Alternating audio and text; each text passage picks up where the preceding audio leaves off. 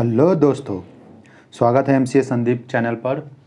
आज के इस वीडियो में मैं आपको कंप्यूटर ज्ञान घटना चक्र का जो आता है सामान्य ज्ञान, उसका चैप्टर 14 मैं आपको रीड करके दिखाऊंगा, जिसका चैप्टर का नाम है इमर्जिंग टेक्निक, यानी हिंदी में इसको उभरते तकनीक कहते हैं।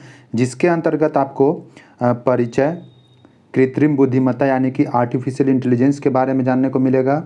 बिग डेटा क्या होता है, किस प्रकार का होता है, इंटरनेट और थिंग्स यानी आईओटी और क्लाउड कंप्यूटर के बारे में पता चलेगा आपको। ब्लॉकचेन के बारे में पता चलेगा। इन शॉर्ट में कहूँ तो ये जो 6 टॉपिक है, ये चैप्टर नंबर 14 के अंतर्गत में जो भी टॉपिक दिया गया है, ये हर एक एग्ज़ाम जिसमें कंप्यूटर पूछा जाता है कहीं ना कहीं बहुत इम्पॉर्टेंट रोल निभाता है। तो चलिए शुरू करते हैं और इस वीडियो को आप ध्यान से सुनिएगा और देखिएगा। चलिए शुरू करते हैं। सबसे पहले परिचय। कंप्यूटर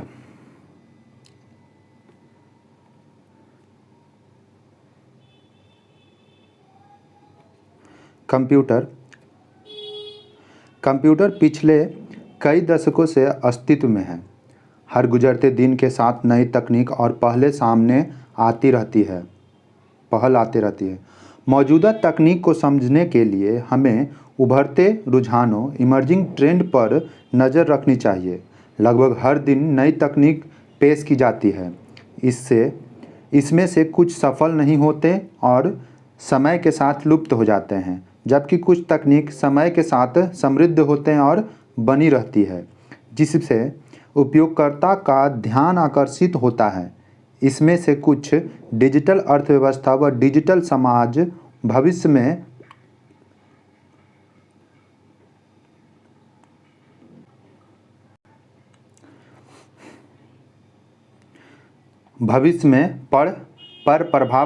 प्रभाव डालेंगे।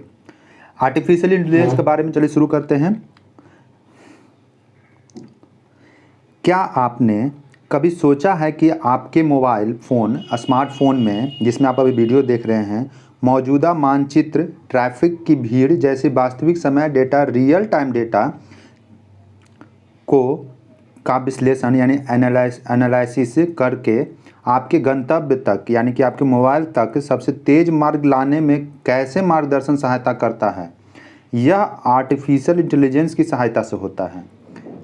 सीरी, गूगल नाउ, एलेक्सा जैसे इंटेलिजेंस डिजिटल पर्सनल असिस्टेंट उपकरण एआई द्वारा संचालित होते हैं।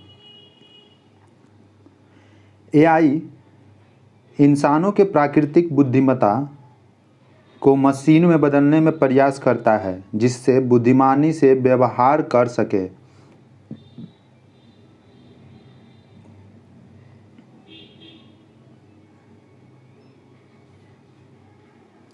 मशीनों को न्यूनतम मानवीय हस्तक्षेप मिनिमम ह्यूमन इंटरवेंशन के साथ कार्य करने के लिए उन्हें ज्ञान का आधार बनाने और उससे आधार पर नियंत्रण डिसीजन लेने के लिए प्रोग्राम किया जाता है। एआई प्रणाली नए निर्णय लेने के लिए पिछले अनुभवों का परिणामों से भी सीखता है। यहाँ एक डायग्राम दिया गया है, चलिए इसके बारे में भी देख लेते हैं। Artificial intelligence, machine learning, natural language processing, virtual reality, robotics, ये सब मशीन लर्निंग के अंतर्गत आता है। मशीन लर्निंग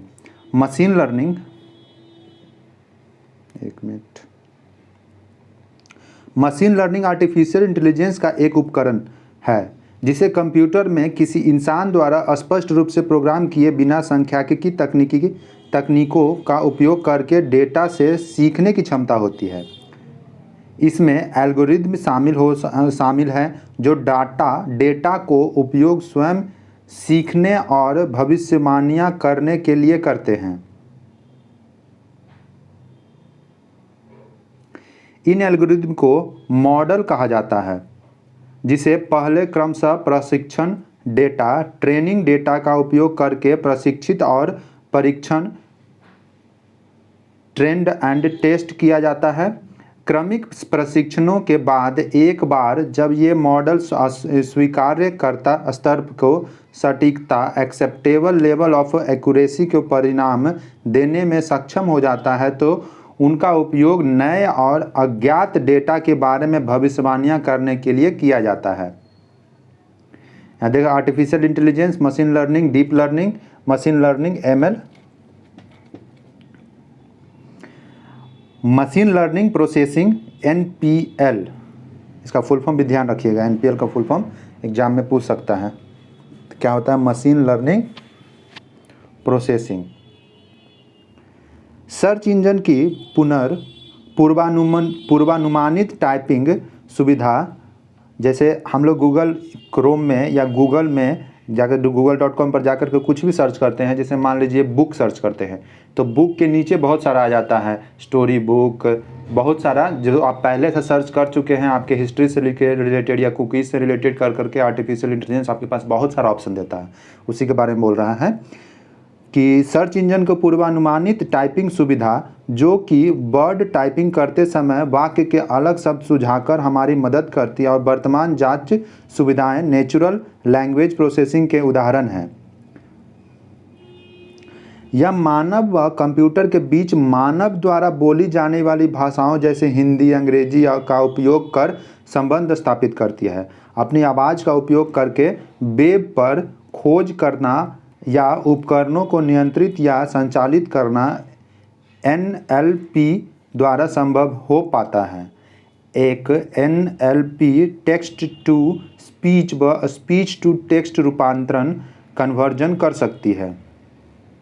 जैसे हम लोग बोल करके अब टाइपिंग करते हैं ना, जैसे व्हाट्सएप पर आप किसी को मैसेज करते हैं तो उसमें एक आता है फीचर, माइक पर ऑन कर दीजिएगा, माइक पर ऑन कर करके आप उसको बोल करके भी अपना टाइपिंग कर सकते हैं। ऑडियो वाला तो ऑडियो जाता हुआ अलग है, टाइपिंग भी आप उसके थ्रू कर सकते हैं, कीबोर्ड के थ्रू। वहाँ कीबोर्ड पर क्लिक कीजिएगा, उसको ऑडियो कीजिएगा तो अपने आप टाइप कर देगा जो बोलिएगा। मशीन अनुवाद, मशीन ट्रांसलेशन एक तेज से उभरता हुआ क्षेत्र है जहां मशीन एक भाषा से दूसरी भाषा में शुद्धता के साथ पाठ का अनुवाद, translate text from the language to another language करने में सक्षम है। एक अन्य उभरता हुआ एप्लीकेशन क्षेत्र स्वचालित ग्राहक सेवा, ऑटोमेटेड कस्टमर सर्विस है, जहां एक कंप्यूटर सॉफ्टवेयर ग्राहकों के साथ बातचीत करके उससे प्रश्नों या शिकायतों को पूरा कर सकता है। वर्चुअल रियलिटी क्या होता है? इसका हिंदी आभासी वास्तविकता होता है। वर्चुअल रियलिटी आप अगर YouTube पर वीडियो देख रहे हैं तो उसमें सेटिंग पर जाकर के आप चेक कीजिएगा तो वर्चुअल रियलिटी का भी एक ऑप्शन आता है। इस वीडियो पर तो नहीं आएगा, बट बहुत सारा ऐसा वीडियो है जो कि वर्चुअल रियलिटी पर आता है। एक इसके साथ साथ हम लोग एक गॉगल्स भी टाइप का आता है जिसको लगा करके आप गेम भी खेल सकते हैं, हाथ में रिमोट कंट्रोल कर करके उसके साथ आप गेम भी खेल सकते हैं। 3D लगेगा, एकदम सामने है वर्चुअल रियलिटी। वर्चुअल मतलब इमेजिनरी और रियलिटी मतलब सामने लगेगा। 3D वीडियोग्राफ के साथ सिनेमा घरों में फिल्म देखने का आनंद एक नए स्तर पर पहुंच गया है। खिलाड़ियों को गहन अनुभव प्रदान करने के लिए वीडियो गेम भी विकसित किए जा रहे हैं। गहन अनुभव, इम्प्रेसिव एक्सपीरियंस को हमें अपने इंद्रिया सेंस को उत्तेजित करने, कल्पना करने, महसूस करने और प्रतिक्रिया करने की अनुमति देती है। आजकल प्रशिक्षण के क्षेत्र में in the field of training गहन अनुभवों का उपयोग किया जा सकता है, जैसे ड्राइविंग सिमुलेटर, फ्लाइंग सिमुलेटर आदि। हम अपनी वास्तविकता में जो कुछ भी अनुभव करते हैं वह हमारी इंद्रियों के माध्यम से महसूस होता है। यदि हम अपने इंद्रियों को मनगढ़ंत या गैर वास्तविक जानकारी प्रस्तुत कर सके तो उसकी प्रक्रिया में वास्तविकता के बारे में हमारी धारणा बदल सकती है जाएगी। आभासी वास्तविकता, वर्चुअल रियलिटी एक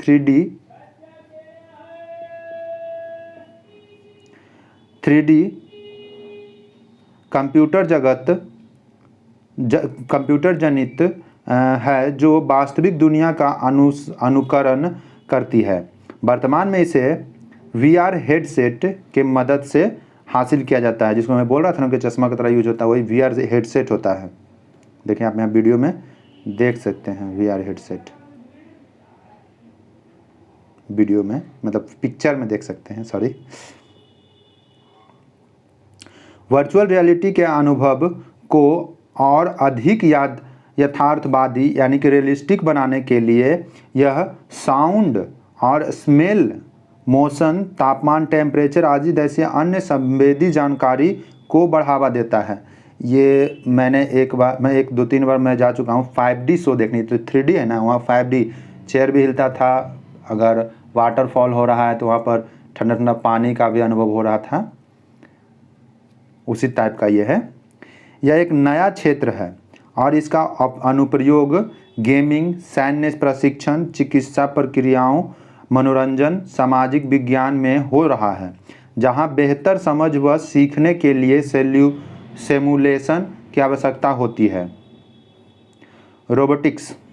रोबोटिक्स मूल रूप से मशीन होता है जो सटीकता व परिशुद्धता, एक्यूरेसी एंड प्रिसीजन के साथ एक या एक से अधिक कार्य को स्वचालित रूप से करने में सक्षम होता है।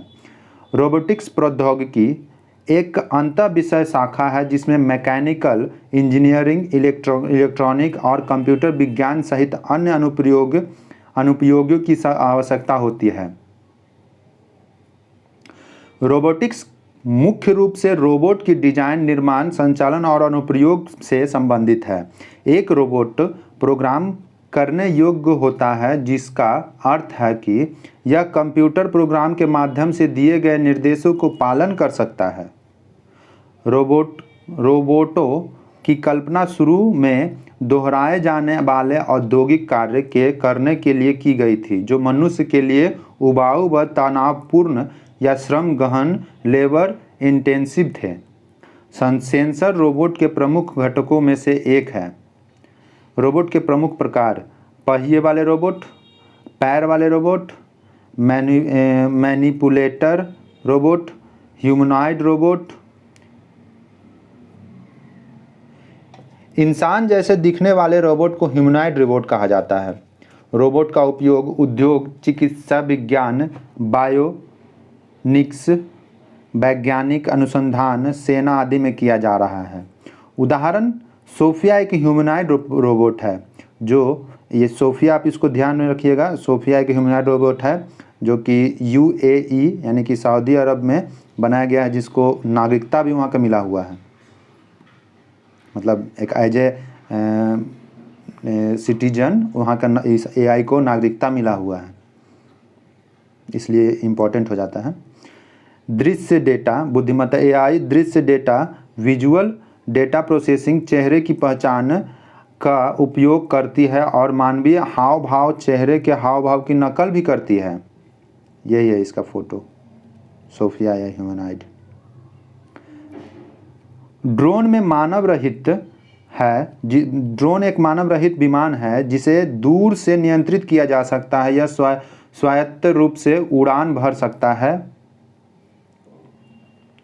नासा का Mars exploration rover MER mission मंगल ग्रह के बारे में अध्ययन करने के लिए एक रोबोटिक्स अंतरिक्ष मिशन है। चलिए अब पढ़ते हैं बिग डेटा के बारे में। बिग डेटा क्या होता है? बिग डेटा प्रौद्योगिकी के हमारे जीवन के लगभग हर क्षेत्र में प्रवेश करने के साथ डेटा का उत्पादन भी भारी दर से हो रहा है। वर्तमान में 1 अरब से अधिक इंटरनेट उपयोगकर्ता जो लगातार बढ़ ही रही है और अधिकांश वेब ट्रैफिक स्मार्टफोन के माध्यम से आ रही है। आप यहाँ पर एक डेटा दिया गया है जिसमें आप देख सकते हैं प्रति 60 सेकेंड में उत्पादन डेटा। आप वीडियो को पॉज करके बढ़िया से इसको देख लीजिएगा। इसे इम्पॉर्टेंट नहीं है लेकिन फिर भी आप देख लीजिएगा अपने जनरल नॉलेज के लिए।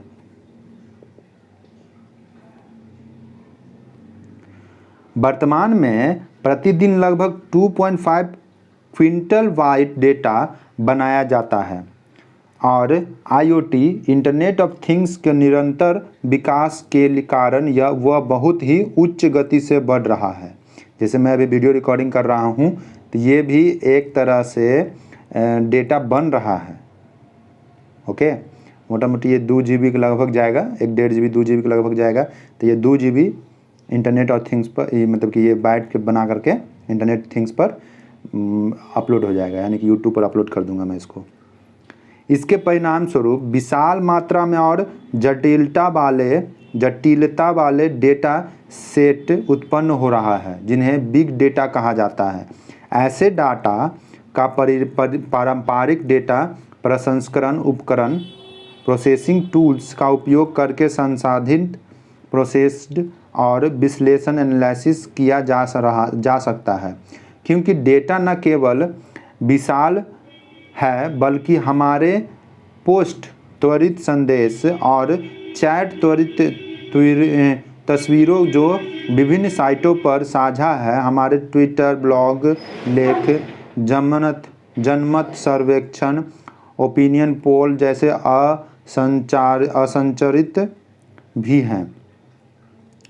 बिग डेटा ने केवल विशाल डेटा का प्रतिनिधित्व करता है, बल्कि इसमें ऐसे डेटा के एकीकरण, भंडारण, विश्लेषण, खोज, प्रसंस्करण, स्थानांतरण, पूछताछ और विजुअलाइजेशन जैसे विभिन्न चुनौतियां भी शामिल हैं। बिग डेटा में कभी कभी समृद्ध जानकारी, रिच इन्फॉर्मेशन और ज्ञान होता है जो उच्च व्यावसायिक मूल्य, हाई बिजनेस वैल्यू का होता है। इसलिए बड़े डेटा के संसाधित करने और विश्लेषण करने के लिए सॉफ्टवेयर और तकनीक को विकसित करने की गहन प्रयास किया जा रहा है। डेटा एनालिसिस क्या होता है, तो चलिए इसके बारे में देखते हैं कि डेटा एनालिटिक्स विशेष प्रणालियों और सॉफ्टवेयर की सहायता से उसमें मौजूद जानकारी के बारे में निर्णय निकालने के लिए डेटा सेट की जांच करने की प्रक्रिया है। क्या है? तो डेटा एनालिटिक्स विशेष प्रणालियों और सॉफ्टवेयर की सहायता से उसमें मौजूद जानकारी के बारे में निष्कर्ष निकालने के लिए डेटा सेट की जांच करने की प्रक्रिया है। इसमें उपयोग वाणिज्यिक उद्योग, कॉमर्शियल इंडस्ट्रीज में संगठनों के अधिक सूचना व्यावसायिक निर्णय लेने में सक्षम बनाने में किया जाता है। विज्ञान और प्रौद्योगिकी के क्षेत्र में शोधकर्ताओं के लिए वैज्ञानिक मॉडल, साइंटिफिक मॉडल, सिद्धांतों और परिकल्पनाओं, थ्योरीज एंड हाइपोथेसिस को सत्यापित या अस्वीकृत करने में उपयोग हो सकता है। पांडाज प्रोसेसिंग भाषा पाइथन की एक लाइब्रेरी है जिसका उपयोग डेटा विश्लेषण के अधिक सरल बनाने में के लिए एक उदाहरण के रूप में किया जा रहा है। Internet of things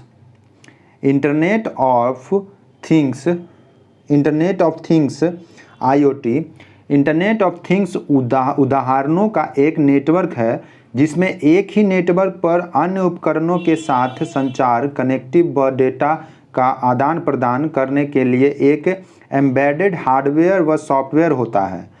IoT is a network is a device that have to embedded hardware and software to communicate with other device on the same network।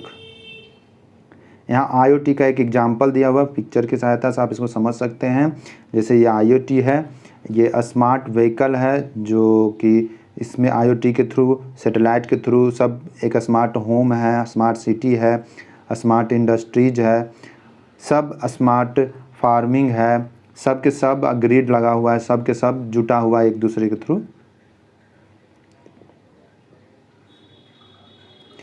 वर्तमान में एक सामान्य घर में कई उपकरण में उन्नत hardware, advance hardware, micro controller और सॉफ्टवेयर होता है। IoT internet of things in उपकरणों के सहायता से काम करने और चीज़ों की एक बुद्धिमान network, intelligent network of things बनाने में एक दूसरे की सहायता करने के लिए एक साथ लाता है। IoT वेब ऑफ थिंग और सेंसर से मिलकर बना हुआ है।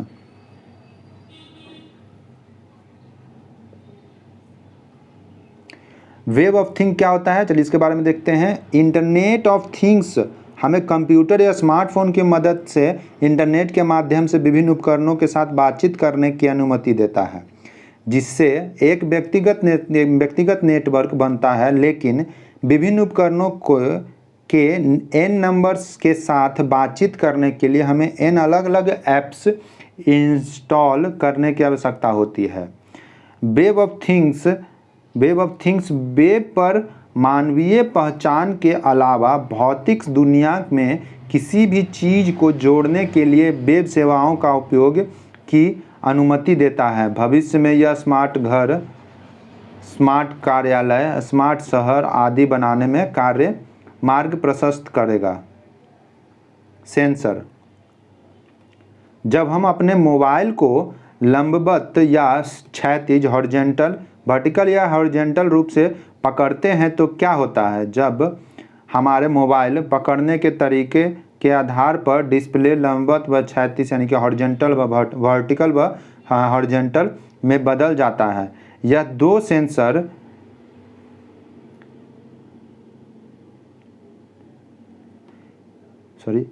सेंसर एक्सेलेरोमीटर और जायरोस्कोप की मदद से होता है। मोबाइल फ़ोन में एक्सेलेरोमीटर सेंसर फ़ोन को अधिक ओरिएंटेशन का पता लगाता है। जायरोस्फीयर सेंसर हमारे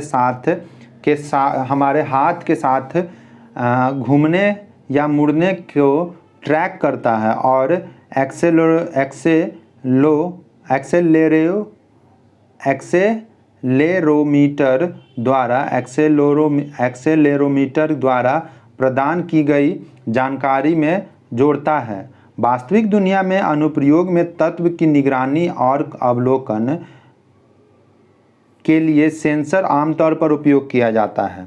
स्मार्ट इलेक्ट्रॉनिक सेंसर का विकास IoT के विकास के बड़े पैमाने पर योगदान दे रहा है।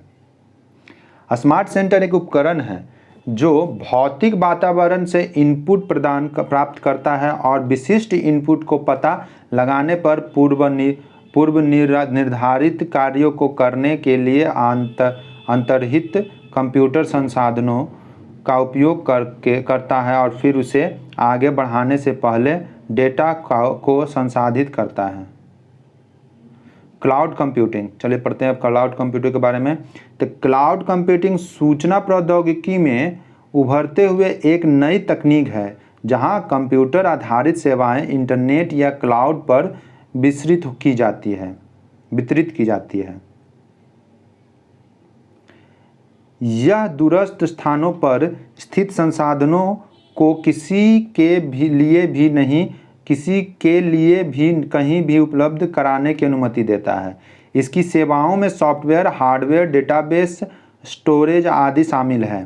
संसाधन रिसोर्स क्लाउड सेवा प्राप्त कंपनियों द्वारा प्रदान किए जाते हैं।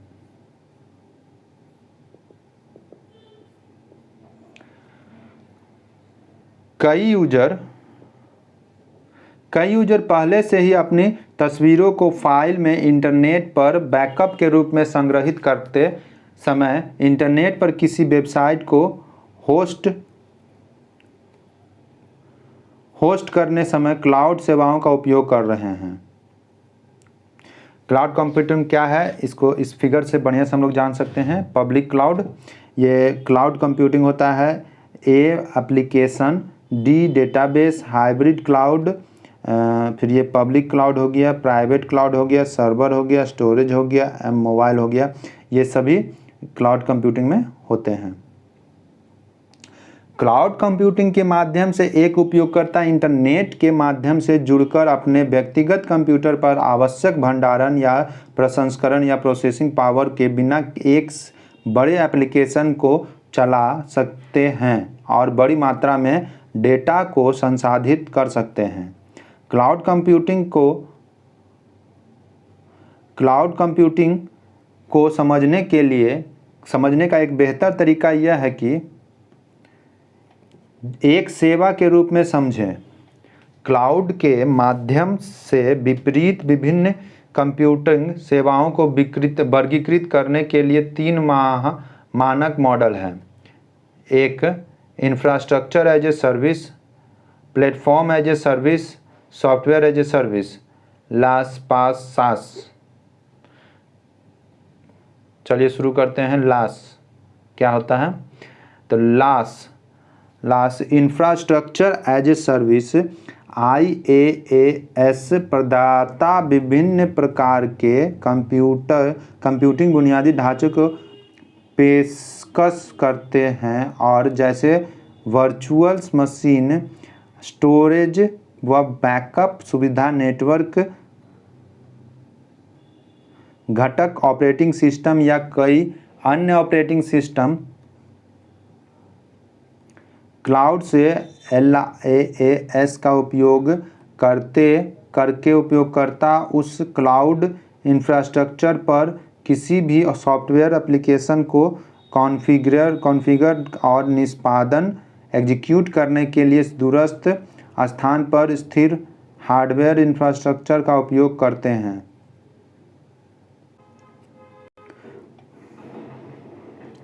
प्लेटफॉर्म एज सर्विस PaaS इस सेवा के माध्यम से यूजर्स अंतर्निहित बुनियादी ढांचे और उनके सेटअप के बारे में चिंता किए बिना किसी एप्लीकेशन को इंस्टॉल और निष्पादित कर सकता है। पास में यूजर के पास तैनात एप्लीकेशन और उनके कॉन्फ़िगरेशन पर पूर्ण नियंत्रण होता है। यह अंतर्निहित हार्डवेयर व सॉफ्टवेयर की खरीद और प्रबंधित करने की जटिलता कॉम्प्लेक्सिटी को कम करने डेवलपर्स के लिए बहुत कम लागत पर एक तैनाती वातावरण डेवलपमेंट इन्वायरमेंट प्रदान करता है। Software as a services SaaS application software तक ऑन डिमांड पहुंच प्रदान करता है, जिससे के लिए आमतौर पर उपयोगकर्ता को लाइसेंस या सदस्यता की आवश्यकता होती है। दस्तावेज को ऑनलाइन संपादित करने के लिए Google.MS Office 365, ड्रॉपबॉक्स आदि का उपयोग करते समय यूजर्स SaaS को उपयोग करते हैं। नोट: क्लाउड कंप्यूटिंग के लाभों का उपयोग करने के लिए भारत सरकार ने एक महत्वाकांक्षी पहलू शुरू की है, जिसे मेघराज नाम से जाना जाता है। ब्लॉकचेन क्या होता है? चलिए इसके बारे में जानते हैं। परंपरागत रूप से हम एक केंद्रीकृत डेटाबेस में डेटा संग्रहित करके डिजिटल लेन देन करते हैं और किए गए लेन देन को डेटाबेस पर एक स्थान से एक स्थान कर अपडेट करते हैं। चूँकि सारा डेटा एक केंद्रीय स्थान पर संग्रहित होता है, इसलिए डेटा के हैक होने या खो जाने की संभावना होती है। ब्लॉकचेन तकनीक विकेंद्रीकृत और साझा डेटाबेस का अवधारणा पर काम करती है। Work on the concept of the decentralised and shared database. यहाँ प्रत्येक कंप्यूटर डेटाबेस की एक प्रति होती है। एक ब्लॉक को डेटा का एक सुरक्षित हिस्सा या वैध लेन देन माना जा सकता है। प्रत्येक ब्लॉक में कुछ डेटा होता है जिसे डेटर कहा जाता है, जो प्रत्येक दूसरे नोड को दिखाई देता है, जबकि केवल मालिक के पास ब्लॉक के लिए निजी डेटा तक पहुंच होती है। ऐसे ब्लॉक एक श्रृंखला बनाती है जिसे ब्लॉकचेन कहा जाता है।